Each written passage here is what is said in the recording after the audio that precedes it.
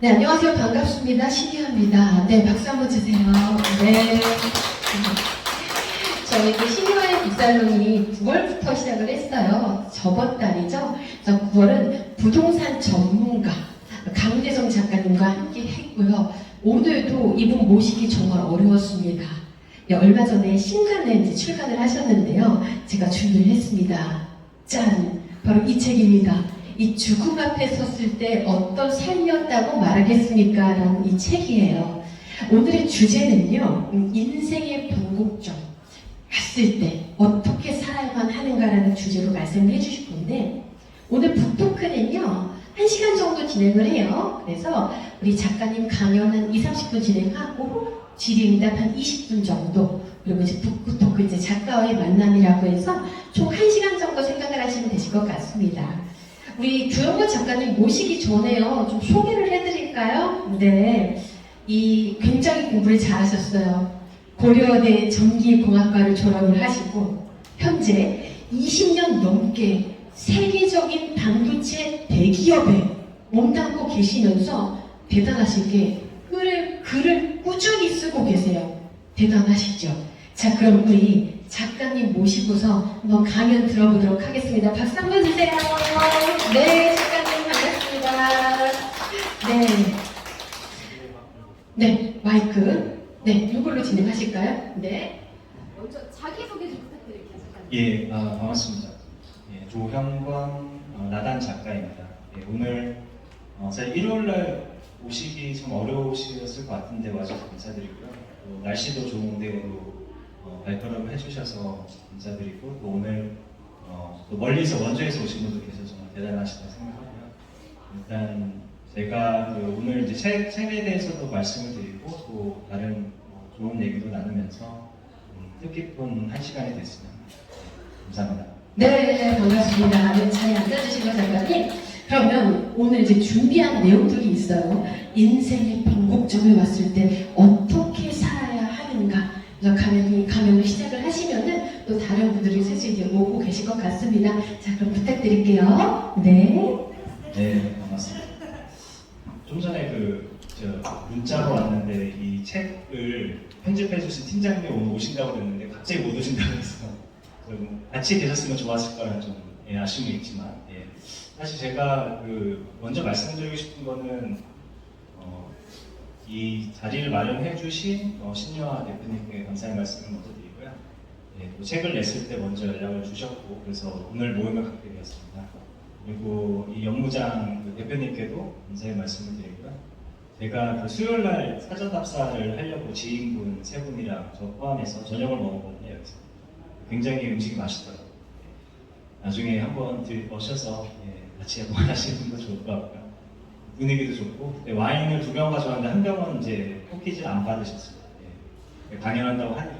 근데 어쨌든 굉장히 좋은 레스토랑이고 카페이고, 그리고 정말 대단한 거는 이런 자리를 마련해 주신 게 정말 쉽지는 않은데 감사의 말씀을 드립니다. 사실 이제 오늘 이제 저에게 되게 소중하신 분들 많이 오셨는데, 저 앞에 세 분이 이제 저랑 같이 글을 쓰셨던 작가, 지금도 쓰시고 계시지만 작가님들이고, 사실 이제 작가분들이 책을 내면 제일 어려운 중에 하나가 이제 한 6개월 또는 이제 1년 넘게 책을 준비를 하는데, 보통 홍보할 수 있는 기간이 길어야 한 달이거든요. 짧으면 2주나 3주 정도 이렇게 온라인이랑 오프라인에서 홍보를 많이 하고, 근데 그게 이제 거의 끝이 나면 이제 조용히 좀 책이 붙이는 경우도 많아서 되게 안타까운 경우도 있는데, 그러니까 어떻게 보면 이렇게 좋은 자리를 마련해 주면 조금이라도 더 책에 대해서 얘기할 수 있고 더 많은 분들에게 알릴 수 있는 것 같아서 이런 북토크라는 게 굉장히 중요한 것 같아요. 특히 작가분들에게는. 그래서 이런 플랫폼들이 계속 잘 되었으면 하는 생각이 들고요. 이제 본론으로 이제 들어가겠습니다. 사실 이제 어떤 이야기를 할지 사실은 저는 이제 이번에 낸 책 주제를 얘기를 하려고 했는데요. 근데 이게 지금 책을 읽어보신 분들은 알겠지만 이게 제목이 죽음이 붙었다고 해서 죽음이라는 것보다는 죽음을 좀 인지를 해서 인생을 좀 더 가치 있게 살자라는 주제로, 사실은 이제 이 죽음 이거 보면 뒤에 삶이라고 써 있거든요. 그리고 잘 살자가 어떻게 보면 가장 큰 주제인데, 근데 일요일 날 낮에 이제 죽음을 얘기하는 건 너무 무겁다 주제가. 그래서 어떻게 할까 하다가 제가 이제 작년에 또 이제 노노라는 또 책을 써서 결국은 노노도 인생의 절반 좋았을 때 노노를 읽다였고, 그리고 이번에도 중국 앞에 썼을 때 어떤 삶이었다고 말하겠습니다는 게 결국 어떻게 인생에서 그 가장 큰 변곡점이라고 해야 될까요? 그래서 아마 지금 오늘 오신 그 분들도 살다 보면서 이제 어떤 그런 변곡점이 있었다고 생각하고요. 그래서 저도 그 부분을 먼저 말씀을 드리고, 그 다음에 이제 어떻게 뭐 하면 뭐 잘 살까 이제 그런 고민에 대해서 제가 생각하는 걸 말씀드려서 그 부분에서 조금이라도 하나라도 좀 유용한 걸 얻어가셨으면 좋겠고요. 마지막으로 결국 이제 죽음에 대해서는 한번 뭐 간단하게라도 제가 말씀을 좀 드리고, 제가 생각하는 어떤 죽음 그런 것들이 어떻게 우리 그 삶에 비춰서 받아들이고 살아야 될지 그 부분을 말씀드리겠습니다. 일단 변곡점 얘기가 먼저 나와서 말씀드리면, 저는 인생의 큰 변곡점이 이제 그 마흔 중반이었고요. 저도 이제 올해 이제 내년에 50을 바라거든요. 올해 50이 됐다 다시 뒤로 한 발 가서 49이 되었지만, 내년에 50인데 마흔 중반에 좀 큰 결정을 내렸어요. 그래서 회사를 이 시간을 다니던 회사를 그만두고 이제 새로운 시작을 하려고 좀 쉬는 기간을 가졌고요. 그러면서 2018년부터 이제 초부터 이제 글을 좀 많이 썼습니다. 그리고 책도 많이 읽고, 그리고 여기 계신 저희 글쓰기 동기분들이랑 열심히 책을 쓰고, 그래서 2019년부터 이제 책을 내서 그때가 이제 첫 번째 책을 공부의 품격 내고, 그리고 이제 두 번째로 이것도 제목이 좀 긴데요. 적벽대전 이길 수밖에 없는 제갈량의 전략 계획서. 그래서 어떻게 보면 이제 삼국지에 나오는 그 제갈량의 사례를 통해서 마케팅 전략을 좀 썼고요. 그리고 좀 쉬고 있다가 작년에 이제 인생의 절반 좋아서 논어를 읽다 그리고 이 책이 냈는데요. 근데 되게 좀 재밌는 게 제가 그 이제 그러니까 책을 쓰고 회사를 옮기는 거의 비슷한 시기였어요. 근데 그때 제가 이제 개인적으로 되게 좀 힘든 기간이기도 했고, 그리고 지금 되게 좀 뭐랄까 자존감이 좀 많이 낮아지는 때였거든요. 근데 그때 제가 이제 그 논어 책을 보면서 딱 그 한 구절을 봤는데, 보통 논어 하기편에 제일 먼저 나오는 문구가 배우고 때때로 익히면 즐겁지 아니한가라는 게 있잖아요. 그리고 먼 곳에서 벗이 오면 즐겁지 아니한가라는 게 있는데, 그 마지막 세 번째 문구는 사실 안 보는데 거기에 뭐가 있냐면 남이 나를 알아주지 않아도 화를 내지 않으면 군자가 아니한가. 좀 말이 좀 길긴 한데, 그리고 남이 나를 알아주지 않아도 그걸 인정하고 받아들이면 군자다라는 게 이제 그 문구가 저가 되게 많이 와닿았고, 하기편 마지막에 또 비슷한 얘기가 있어요. 남이 나를 알아주지 않는 것을 의심하지 말고 내가 남을 알지 못함을 의심해라라는 건데, 그것도 마찬가지로 내가 자꾸 인정을 받을 때 아니고 남들을 좀 이해하려고 노력해라. 그리고 너무 그 인정과 그거에 너무 집착하지 말라는 그런 메시지고요.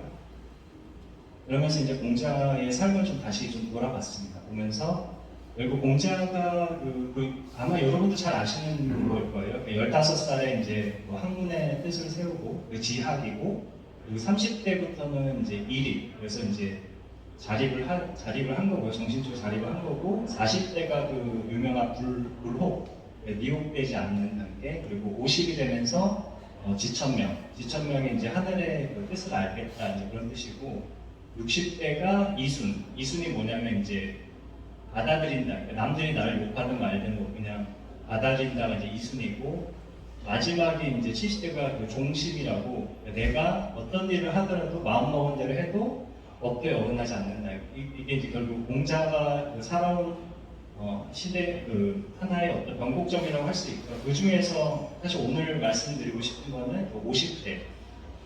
물론 이제 50대에 계실 한참 남으신 작가님들 계시지만 50대가 지천명, 그러니까 결국은 하늘의 뜻을 안다. 그러니까 결국 가치.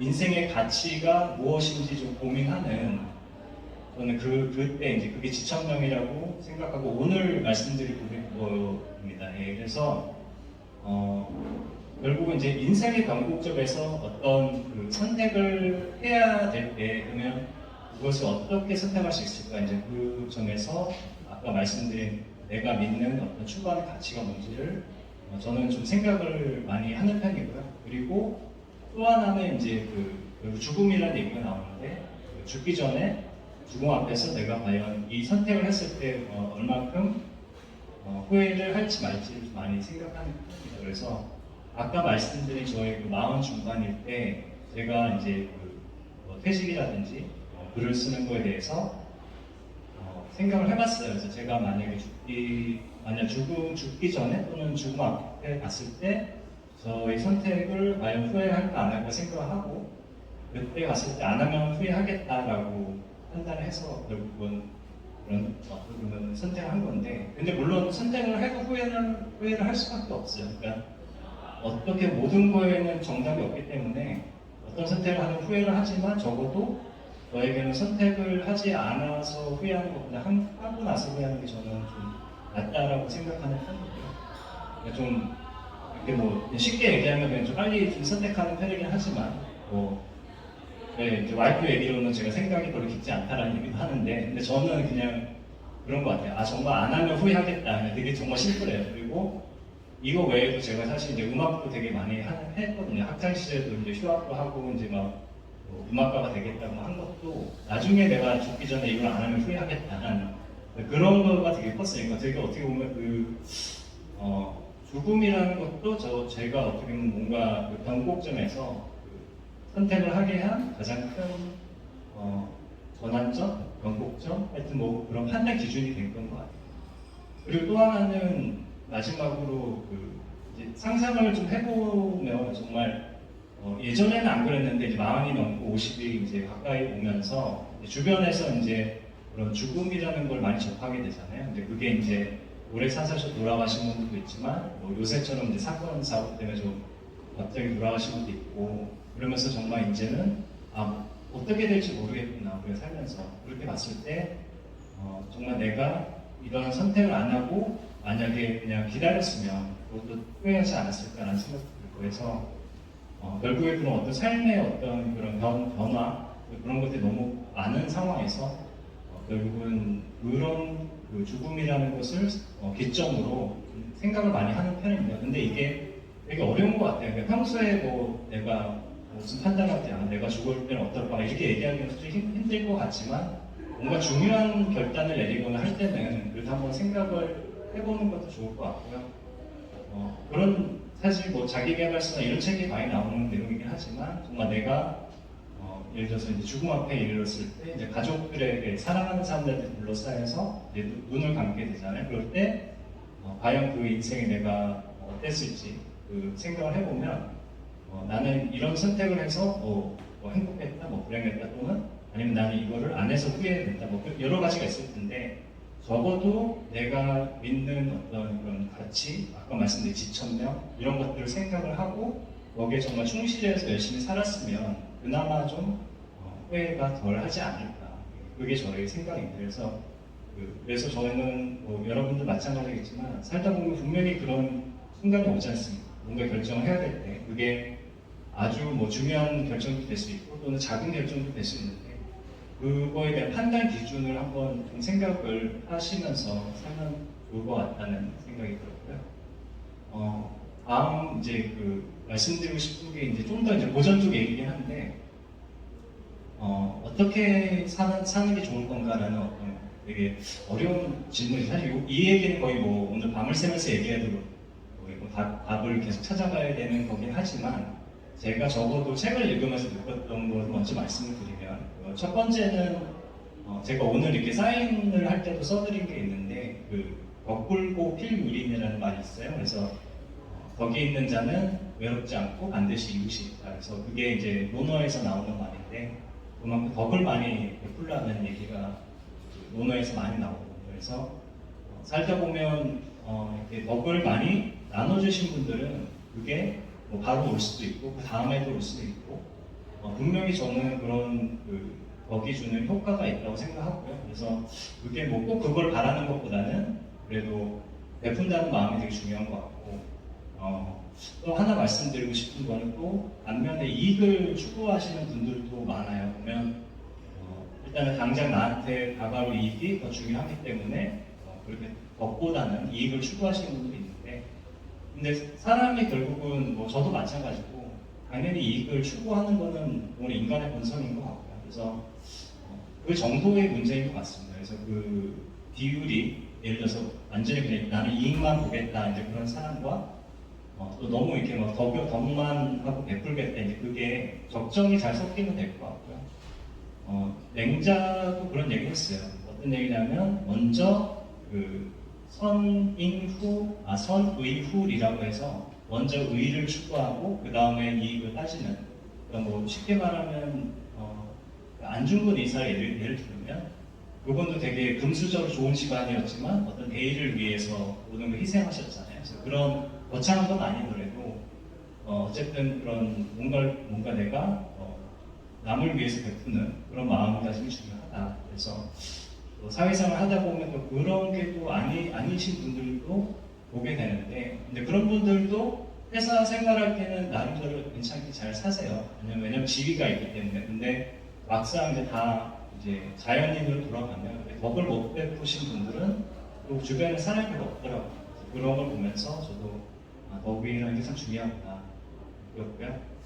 그리고 또 하나 말씀드리고 싶은 게 이제 그 그릇인데 그 논어에 보면 그릇에 대한 얘기가 많아요. 그래서 오늘 그 말씀을 드리는 이유는 사람마다 다 정해진 그릇이 있는 것 같아요. 그러니까 되게 큰 그릇, 뭐 작은 그릇, 뭐 정말 뭐 밥그릇 아니면 소주그릇, 조그만 그릇, 소주잔 이렇게 있겠지만 그 공자 제자 중에 이제 그 자공이라는 사람이 있는데 그분이 되게 똑똑한 사업가고 외교가인데 공자한테 그런 얘기를 해서 스승님 저는 어떤 사람입니까? 그랬더니 공자가 너는 호련이다. 근데 호련이 뭐냐면 그 제사에서 쓰는 그릇이거든요. 그만큼 굉장히 귀중한 사람이다라는 평가인데, 근데 논어를 보면 그 얘기에서 분자불기라는 얘기가 있어요. 그게 뭐냐면 분자는 그릇이 아니다. 그러니까 결국은 분자는 하나의 어떤 그릇에 얽매이면 안 된다라는 얘기거든요.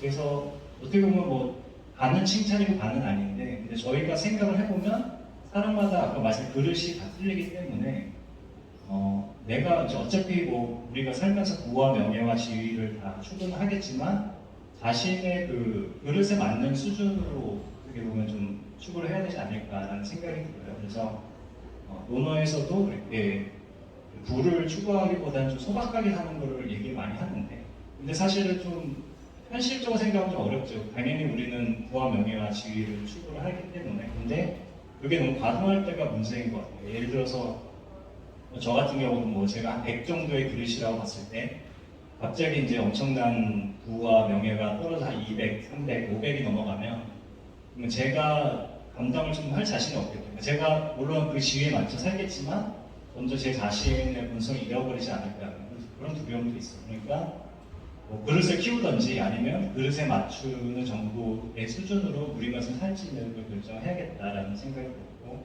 뭐 쉬운 예로는 뭐 워런 버핏처럼 이렇게 그릇이 크신 분들은 재산이 뭐 수십조가 있어도 뭐 99%는 사회에 다 이렇게 기부를 하고 나머지 그냥 평소 그냥 소박하게 사시잖아요. 근데 그런 그릇이 너무 사람마다 다르겠다라는 저는 생각이 좀 들었습니다. 또 하나는 이제 인과 너무 이게 재미가 없을 것 같아요. 인의 예시가 이제 가장 도덕 교과서에 많이 나오잖아요. 근데 요 얘기까지만 다 말씀드리겠습니다. 왜냐하면 논어에서 가장 큰 핵심이 인이고, 그 인이 결국은 인이 이게 사람의 이게 두입자잖아요. 사람 사이의 관계니까 결국은 대부분 이제 사람이라고 얘기 많이 해요. 그러니까 우리가 얘기하는 어질다라는 것보다는 사람이라는 관점으로 얘기 많이 해요. 왜냐면 어질다라는 그 표현으로 인이라는 게 다 담지 못하거든요. 그래서 결국은 어떻게 보면 좀 아는 그 춘추 시대 말기의 그 혼란한 시대에서 결국은 사람과의 관계가 중요하고 이제 임금이든 신하든 백성이든 사람으로서 서로 이해하고 배려하자, 이제 그게 메시지이고, 거기서 이제 이해라는 게 뭐냐면 이해는 그 인을 표현하는 방식이거든요. 그러니까 내가 아무리 마음속으로 저 사람을 사랑하고 좋아해도 겉으로 표현 안 하면 모르듯이 그걸 이제 이해로 표현하는 게 이해고, 하나 더 말씀드리면 이제 맹자가 얘기하는 게 의이지 않습니까? 의가 뭐냐면 보통 이제 약간 정의라고 보면 될 것 같아요. 뭔가 정당한 것들을 추구하는 것. 그래서 이제 공자가 얘기하는 그런 이상적인 인간상을 군자라고 하고, 맹자는 이제 대장부라고 하는데요. 대장부가 이제 솔직히 이제 여성 남성 상관없이 다 포함한 포괄적인 거고, 거기서 가장 강조하는 게 호연직이에요. 호연직이 뭐냐면 그게 뭐 되게 큰 에너지, 정신적인 에너지인데 그런 걸 갖고 있는 사람이 대장부라고 한다. 그래서 뭐 저희가 뭐 군자나 솔직히 뭐 대장부가 될 수는 없겠지만 적어도 그러한 삶을 추구하는 마음가짐이 필요하지 않을까, 그런 생각이 저도 좀 하고 있습니다. 그래서 가장 대비되는 사람으로 이제 소인이라고 얘기 많이 나옵니다. 소인이 뭐냐면 아까 말씀드린 대로 이익을 절대적인 가치로 생각하시는 분들인데, 아까도 말씀드렸죠. 이익은 당연히 추구하는 게 본성이지만 그게 이제 욕심은 저는 뭐 욕망, 그러니까 욕구는 괜찮다고 보는데 그게 이제 욕망이 되거나 너무 지나치셔서 나의 그릇을 넘어갈 때, 그때 이제 조금 자신의 본성을 잃어버리지 않을까 하는 생각이 들고요. 두 번째로 이제 관계에 대해서 잠깐 말씀드리면, 사실은 그 사회생활 할 때 가장 어려운 부분이 이제 관계이지 않습니까? 그래서 어떻게 하면 관계를 잘할 수 있을까요?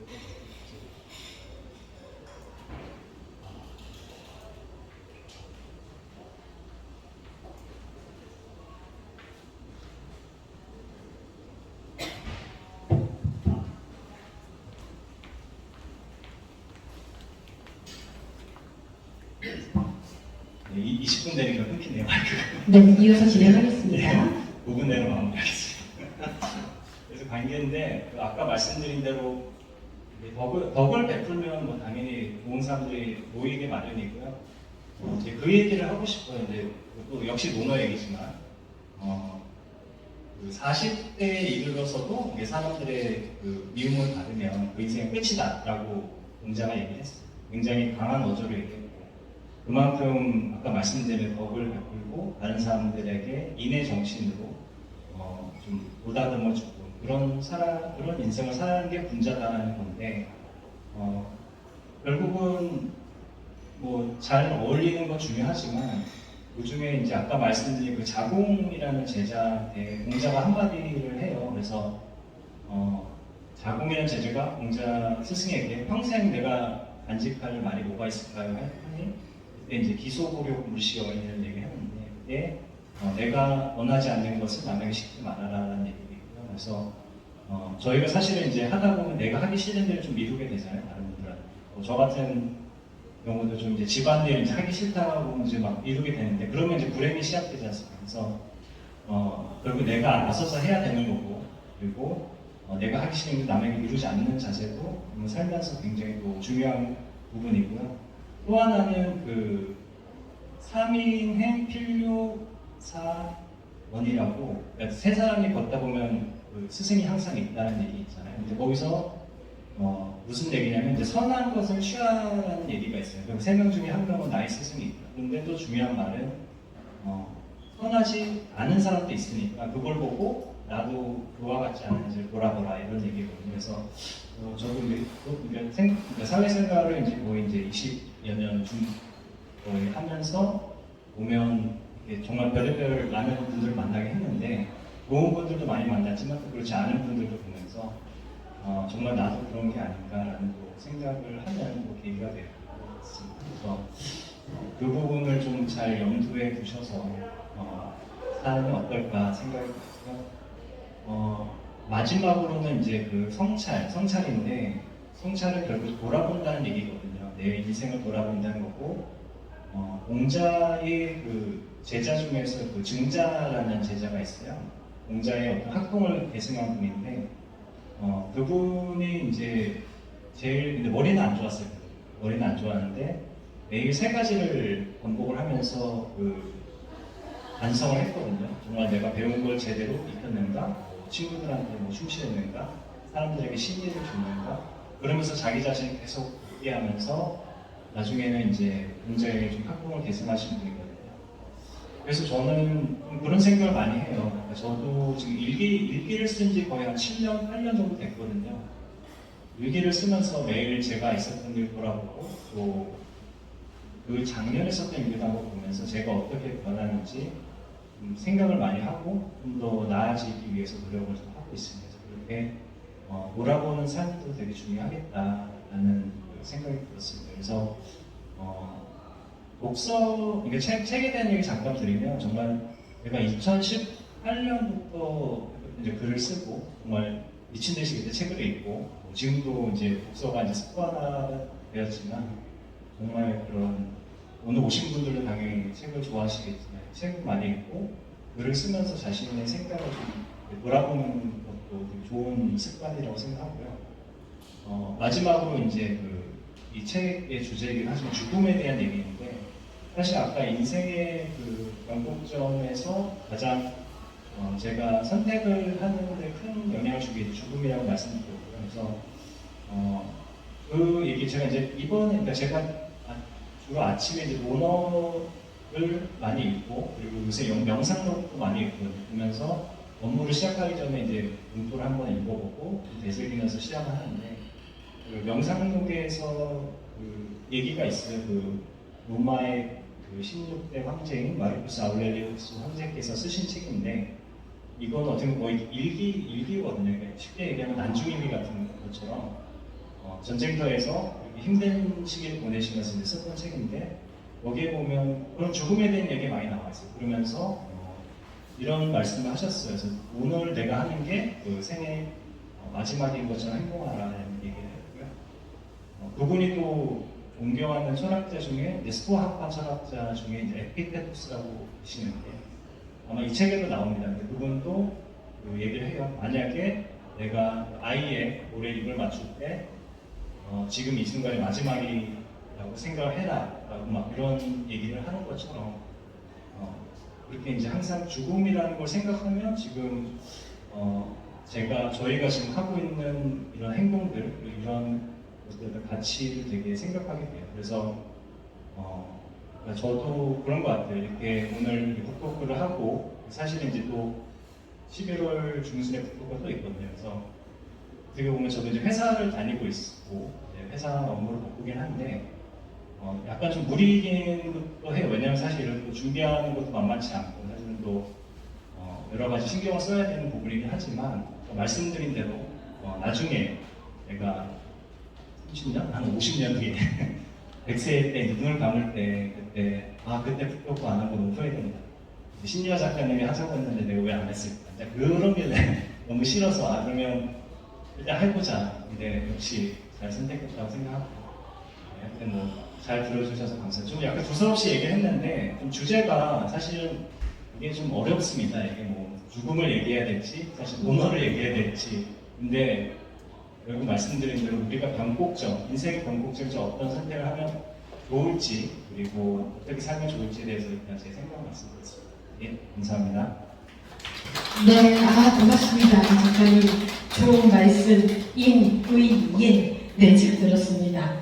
자, 우리 잠깐 제가 궁금한 게 맞아요. 일요일 3시에 죽음을 언급하기에는 조금 센스티브이다. 그래서 이제 주제를 좀 바꾸셨는데 하지만 책에 들어가 있는 내용이기도 합니다. 오늘 주제를 인생의 변곡점에 왔을 때 어떻게 살아야 하는가 단지 일요일 3시기 때문에 그런 것 같지는 않거든요. 네, 이 주제로 정한 이유가 있을까요? 조금 더 심도 있게 말씀 부탁드립니다. 일단은 아까 말씀드린 대로 제가 이제 사실은 20대 때 음악을 하기 위해서 그때 방황을 한 적이 있었고 30살 때도 이제 제가 부서를 바꾸면서 좀 기존에 제가 영화 마케팅을 떠나서 다른 부서에 나갔다가 한 5년 정도 있다가 파견 갔다 온 사실 그것도 되게 큰 선택이었고요.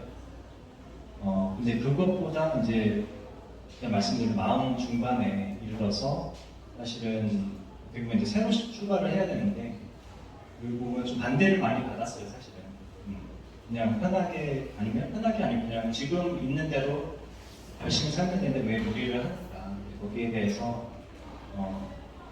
되게 고민을 많이 했고 근데 아까 말씀드린 대로 그런 결정을 하고 나서 정말 중요하겠구나. 이게 살면서 우리가 선택을 하냐에 따라 인생이 완전히 바뀔 수 있고 그래서 변곡점에서 어떤 결정을 하는지가 중요하겠다라는 생각이 들었어요. 그래서 사실 그때 그런 제가 글을 쓰고 또 회사를 이제 그만두고 그런 것들이 어떻게 보면 지금 제가 또 신유아 대표님과 이 영무장에서 같이 얘기를 나눈 것도 결국 그런 결정에 의한 거기 때문에 아마 여러분들도 많았을 거예요. 사시면서 그런 변곡점이 많았을 거기 때문에 그런 결정을 할 때 조금이라도 오늘 제가 말씀드리기 좀 도움이 되셨습니다.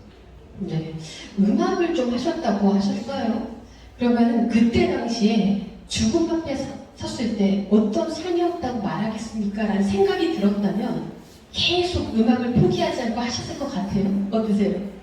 그렇죠. 예. 그때 제가 그때 한참 재즈가 유행일 때라서 재즈 피아노를 안 쳤으면 정말 후회했겠다. 눈을 감기 전에 왜 안 쳤을까 이제 그런 것들. 근데 재즈 피아노도 뭐 지금도 치고 있지만 쳤고 뭐 가요제도 나가고 뭐 그런 것도 있고 지금은 이제 기타를 못 마스터한 게 아주 아쉬워서 기타를 아직 배워야겠다 생각했어요. 네, 그러시군요. 자, 그럼 이 책을 빼놓을 수가 없어요, 그렇죠? 죽음 앞에 섰을 때 어떤 삶이었다고 말하겠습니까? 이 죽음이라는 단어가 일반 사람이 들었을 때 조금 무게감이 있거든요. 근데 이 시기에 이 주제로 정한 이유가 또 있으실 것 같아요. 그래서 아까 저희 이 책을 기획해주신 김생현 편집장님이 10분 전에 못 오신다고 해서 이 질문하면 마이크를 돌리려고 했는데 네. 원래 그 가제라고 해서 보통 책을 내기 전에 제목을 가제를 만드는데 원래 가제는 삶이 묻고 죽음이 답하다였어요 사실. 어떻게 보면 우리가 궁금한 인생의 질문은 죽음이 답해진다라고 해서 저도 되게 좋다라고 했는데 마지막에 제목을 그냥 바꾸셨더라고요. 그래서 이게 좀 더 임팩트가 있다 해서 근데 사실은 되게 농담이고요. 2월경에 연락이 왔습니다. 출판사에서 유노 북스의 유노 책주라고 인문 쪽을 하시는 김세민 팀장님이 연락 오셔서 제가 이제 논어회를 쓴 글을 보시고 죽음에 대한 책을 좀 쓰고 싶다. 죽음 한번 써보자 해서 근데 저는 솔직히 너무 좀 부담스러운 주제 아닙니까 했는데 그래도 어떻게 보면 많은 분들한테 죽음을 통해서 어떻게 더 잘 살지 인생을 그런 좀 지혜를 알려줬으면 좋겠다 해서 저도 그런 거에 공감하고 거의 한 6, 7개월 동안 하여튼 죽음에 대한 책도 많이 보고 많이 생각하고 강연도 듣고 해서 제가 생각할 수 있는 최대한 많이 표현했어요. 네. 그러면 한 줄평, 예를 들면 우리가 사랑은 행복이다, 가족은 힘이다 이런 것처럼 죽음은 딱 한 줄로 무엇이다 라고 정의하고 싶으세요?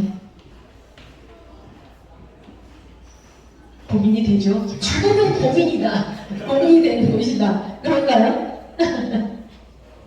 한 줄이니까 힘든데 잠깐. 그쵸. 죽음은 네. 죽음은 여러분들 뭐라고 생각하세요? 죽음은 삶의 끝이다. 맞아요. 우리 작가님은요? 죽음은 완결점이다. 끝이자 완결점이다. 이유가요? 어쨌든 모든 저희가 삶을 마무리하는 단계이고 근데 저는 그걸 좀 부정적으로 보기보다는 그 끝이 있기 때문에 오히려 시작이 있다고 생각해요. 왜냐면 그게 계기가 되고 네. 어떻게 살아야 되지. 아까 노너, 인의예 많이 설명을 해주셨는데 그러면 쉽게 죽음 앞에 섰을 때 어떤 삶이 좋은 삶이었다고 생각하세요? 이것도 한 줄평. 네. 네. 아까 말씀드린 지천명. 지천명이다. 네. 네. 내가 세상에 한 줄이 아니거든. 지천명이다. 네. 네.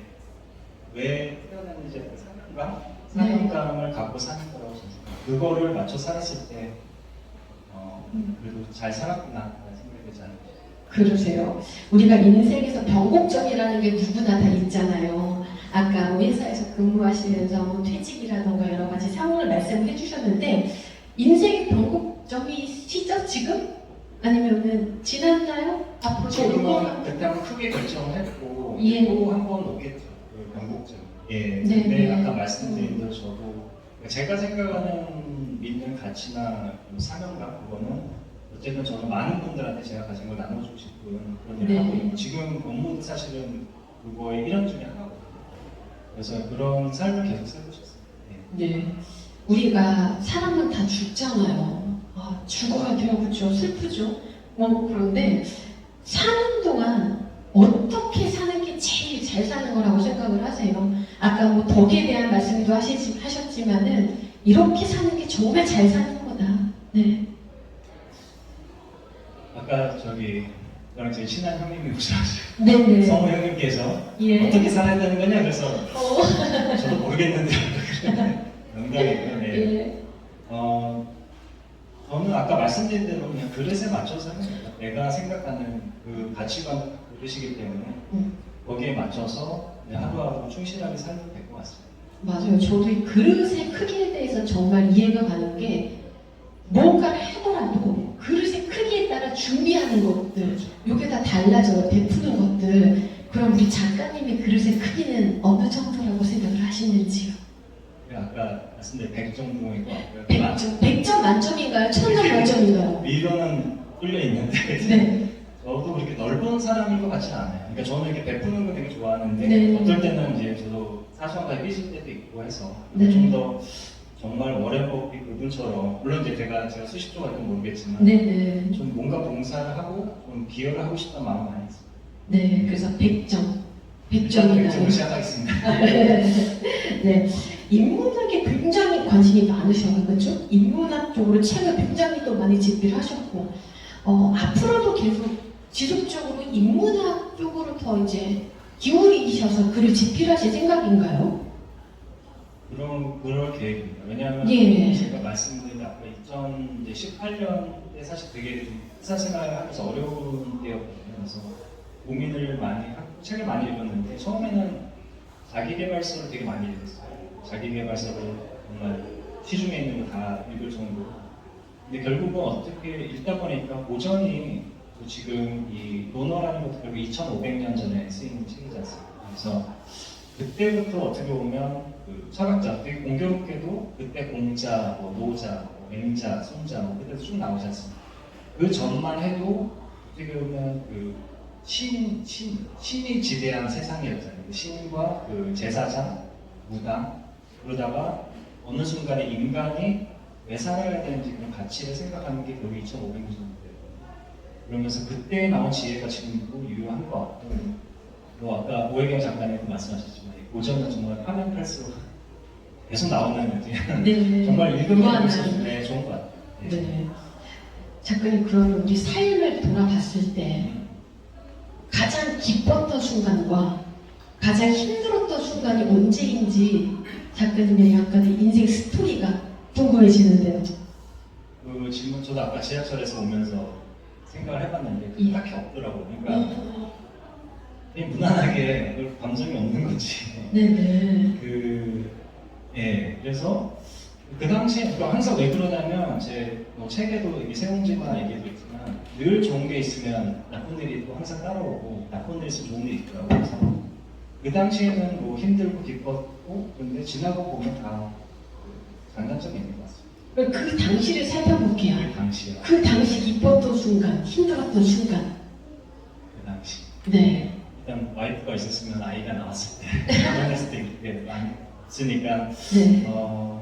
일단 지금 일단 되게 좋고요. 네. 네. 그리고 좋은 거는 일단 뭐 제가 좋아하는 우리 형님들 그리고 이제 작가님들 또 멀리서 오신 여러분들 계셔서 네. 지금 일단 가장 좋은 순간이라고 말씀드리고 싶습니다. 힘들었던 순간이요. 힘들었던 거는 사실은 아까 그 번복좀 말씀드렸지만 예.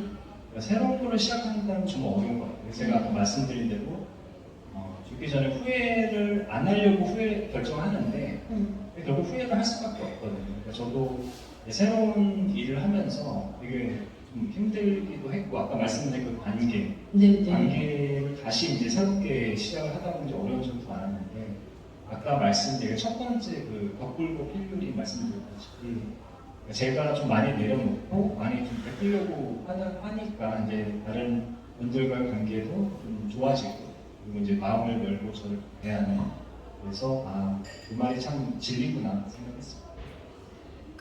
뭐든지 처음은 어려워요. 방금 네. 말씀하셨던 것처럼. 그러면 글 쓰기도 처음엔 좀 힘드셨을 것 같아요. 하지만 쓰면서 또 이제 기쁘기도 하고 그런 감정들을 많이 느끼셨죠. 글 쓰실 때. 뭐 작가님도 마찬가지겠지만 저는 정말 딱 한 가지만 잘하는 일 꼽으라고 하면 정말 글쓰기 시작한 거 정말 잘한 것 같아요. 왜냐하면 네.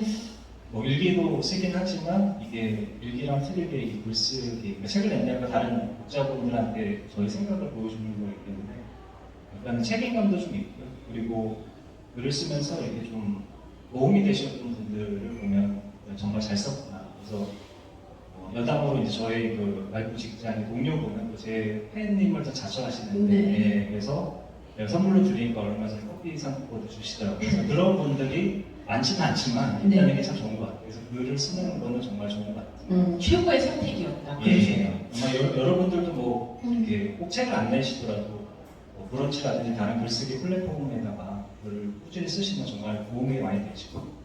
우리가 인생을 살면서 선택이라는 것도 정말 중요해요. 그래서 오늘 여기에 오신 분들도 선택을 해서 오신 거고 신청을 했지만은 뭐 이제 여러 가지 상황으로 못 오신 분들도 계실 거예요. 그럼 우리 작가님은 선택, 인생에서 가장 잘하는 선택과 가장 후회하는 선택이 있으실 것 같은데요.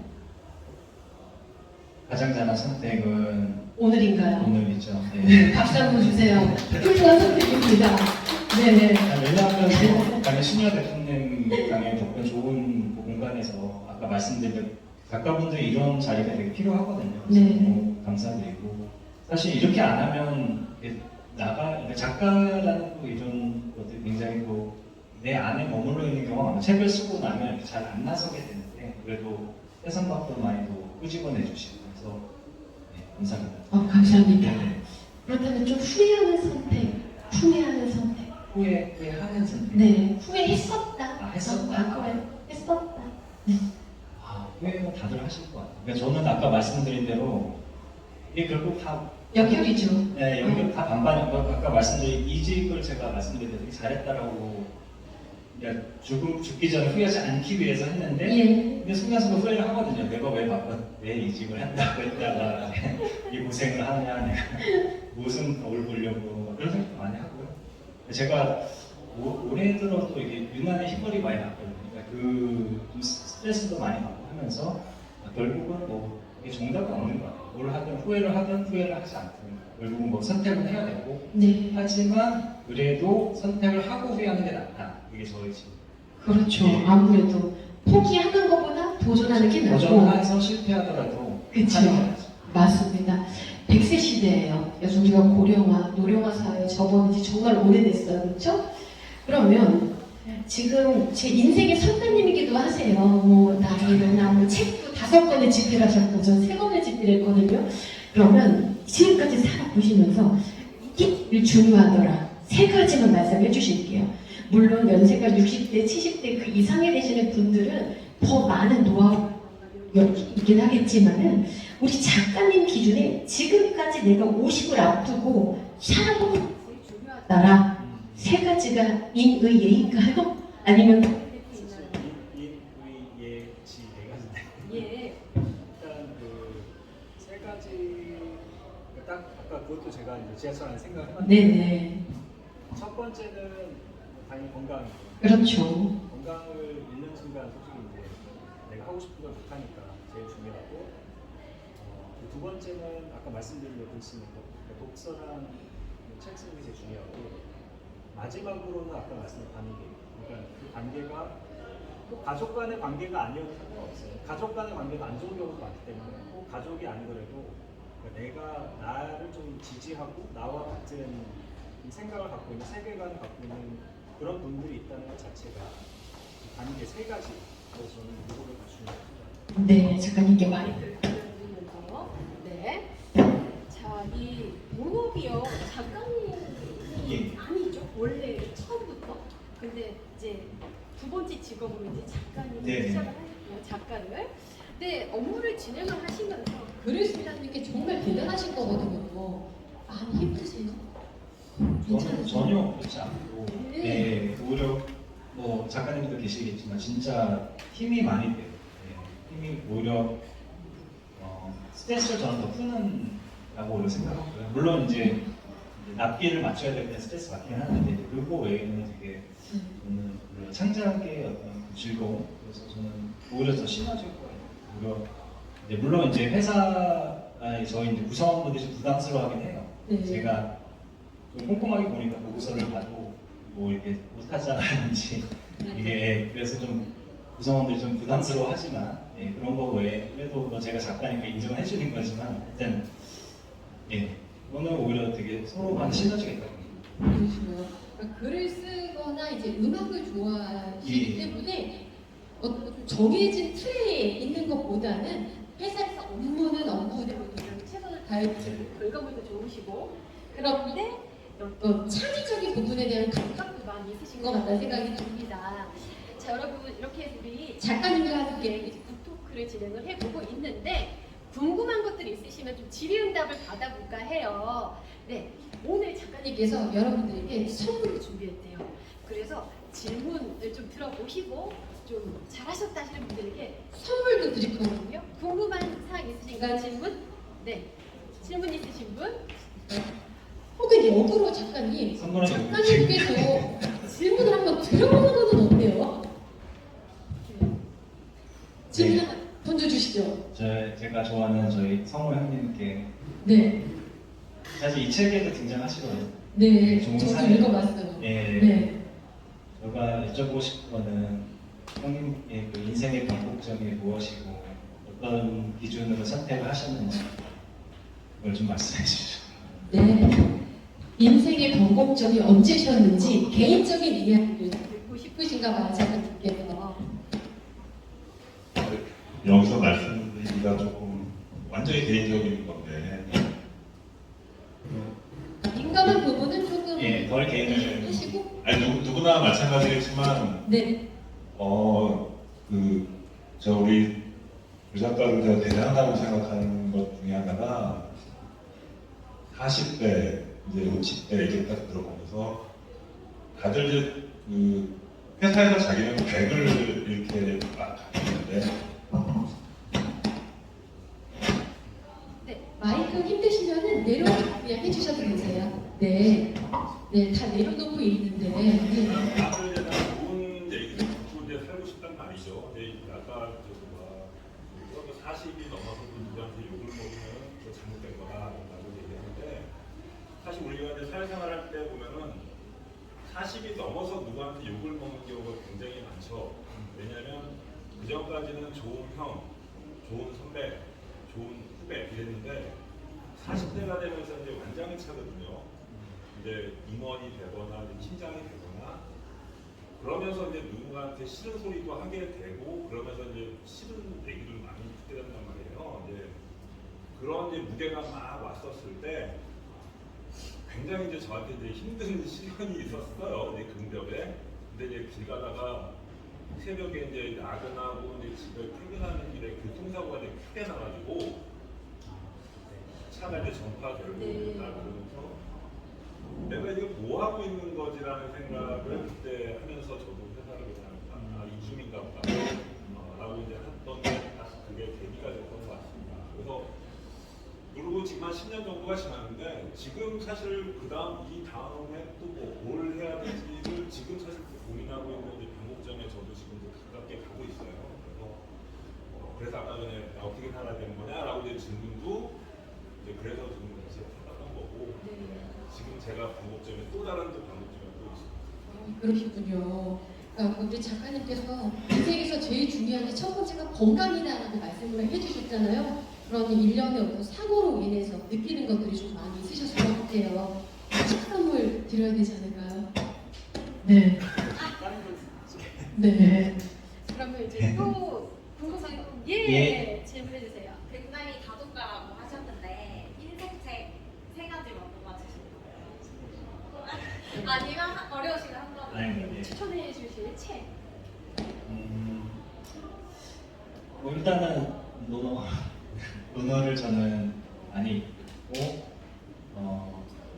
그리고 신 대표님 좋아하시니까 명상록 명상록도 굉장히 좋은 책이라고 생각하고요. 마지막 이선주 작가님 쓰신 책 네. 농담입니다. 예. 그 오전이 정말 좋은 것 같아요. 그래서 근데 사실 이제 삼국지인데 완전 너무 삼국지를 제가 그 다음 책의 주제가 또 그거거든요. 다음 내년에 미리 광고를 드리면 내년 상반기 때 이제 그 조조의 리더십에 대한 책을 내고 윤호북에서 나오고 그래서 아까 그 말씀하신 사실 이제 40이 넘으면서 제일 어려운 게 리더로서 리더십이 제일 어려운 부분 거기에 대해서 조금 그 삼국지에서 나온 지혜를 좀 최대한 빌려서 그게 이제 유비나 제갈량이 아니고 조조도 사실 엄청 욕을 많이 먹긴 했죠. 하지만 결과물로는 성공한 사람이기 때문에 그런 주제를 쓸 생각입니다. 네, 이제 세 권의 책을 추천을 해드렸는데 꼭 읽으세요. 네. 근데 영상도 갖고 계시잖아요. 아, 네. 제가 본 것 같아요. 인스타에서 사진을 이미 갖고 계셔서. 네. 아, 네. 자, 우리 이제 시간이 굉장히 빨리 가죠. 벌써 이제 1시간이 거의 다 되고 있습니다. 작가님 오늘 어떠셨어요? 우리 독자들과 함께 이제 좋은 시간 해주셨는데 마지막으로 좀 한 말씀 해주세요. 네, 벌써 마지막이네요. 제가 이제 2020년에 이제 2월달에 북극구를 그때 김상희 작가님이랑 한 게 마지막이었고요. 그리고 그 이후로 거의 4년 만에 이제 북극구를 한 거고요. 정말 좋은 것 같아요. 그러니까 독자분들이랑 같이 얘기할 수 있는 시간이 그렇게 많지는 않고 작가분들 그래서 그런 시간에 갖게 돼서 너무 좋았고 그리고 아까 말씀드린 대로 이제 그 다음 북극구도 지금 11월 15일 정도 최인단 책방에서 할 예정이고요. 그때는 좀 더 이제 죽음에 대한 얘기를 훨씬 더 많이 할 생각이고 그래서 그래도 시간 되시면 와주시면 좋을 것 같고 신유아 대표님의 북살롱도 많이 사랑해 주시고 또 다음 달에도 또 굉장한 또 작가님이 오셔서 교육에 관해서 또 강의를 하시니까 많이 참여 부탁드립니다. 아유 감사합니다. 북살롱 홍보까지 감사합니다. 네, 오늘 조영건 작가님과 함께 인생의 변곡점이 왔을 때 어떻게 살아야 하는가는 주제로 함께 했는데요.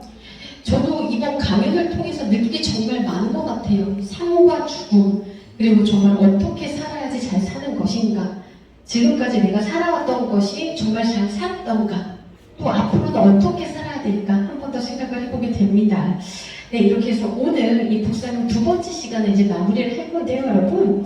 이 북토크가 끝나면 이제 앞에 오셔가지고 작가님께 사인을 받거나 사진 촬영하고 싶다 하시는 분들은 앞에 오셔서 진행하시면 되실 것 같고요.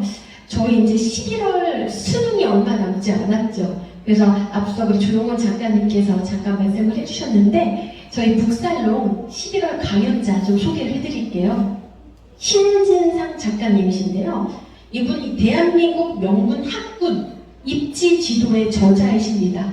대치동 20년 경력의 입시 컨설턴트인데요.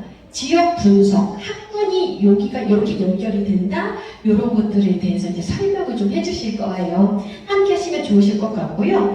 강연 소식을 좀 안내받고 싶다 하시는 분들은요. 저희 앞에, 요 앞에 오른쪽에 그 볼펜과 종이가 있어요. 그래서 연락처하고 성함을 남겨주시면은 저 이제 북살롱 진행을 할 때마다 문자를 좀 보내드릴 거고요. 그리고 핸드폰 있으시면 좀 켜보셔도 되시거든요.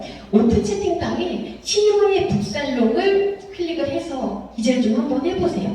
이제 찍어보시면은 바로 오픈 채팅방이 나오는데요. 아무나 초대를 해드리진 않고 함께 하셨던 분들인데 이게 또 비밀번호를 알아야 됩니다. 그래서 비밀번호를 2324A, 네, 2324A. 자, 제가 지금 영상으로 촬영을 하고 있는데 이 영상이 업로드가 되시면 다들 아시겠네요, 그죠? 네, 이렇게 해서 입장을 하시면 되시는 거고요.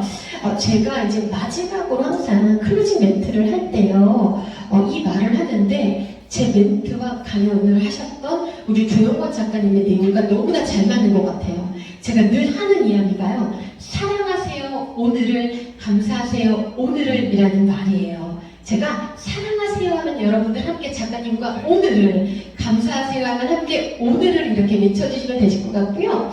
그리고 한 가지가 공지를 해드릴게요. 현재 제가 이제 스피치 학원을 운영을 하면서 북살롱과 낭독살롱을 진행을 하고 있어요. 그래서 책에 대한 정보 좀 배우고 싶다 하시는 분들은 여기에서 저와 함께 한 달에 한 번 만나시면 되세요. 매월 둘째 주에 시작을 하는 거고요. 낭독살롱은 여러분 학치사라는 출판사 아시죠? 심리서적을 전문적으로 집필하는 이제 출판사인데 홍대에 있어요. 근데 거기에 북카페가 1층에 있어요. 마인드 빅카페인데 거기에서는 선착순 10명으로 저는 스피치 교정을 받고 싶어요. 책을 눈으로만 읽는 게 아니라 발음 발성을 잘하고 싶어요. 좋은 목소리를 갖고 싶어요 하시는 분들은 낭독살롱으로 또 초대를 해드린답니다. 그래서 여기 앞에 적어주고 가시면 성함과 연락처 또 저희가 초대해드리는 문자 하나씩 안내를 해드리도록 하겠습니다. 자, 그러면 외쳐볼게요. 오늘을 외쳐주셔야 된답니다. 사랑하세요. 오늘을 감사하세요. 오늘을 고맙습니다.